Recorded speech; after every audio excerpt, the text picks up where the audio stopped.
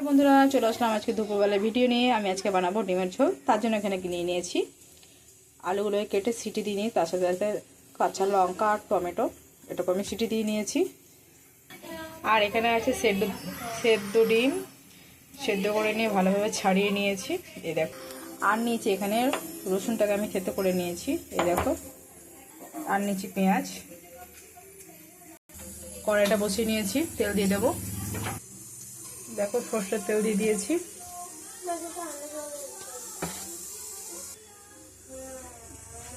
আজকে ভিডিওটা কেমন লাগলো অবশ্যই একটা কমেন্ট করে জানাবে।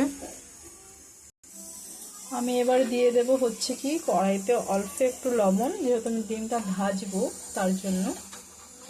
আর দিয়ে দেবো অল্প একটু হলুদ, তাহলে ডিমটা আর ফাটবে না।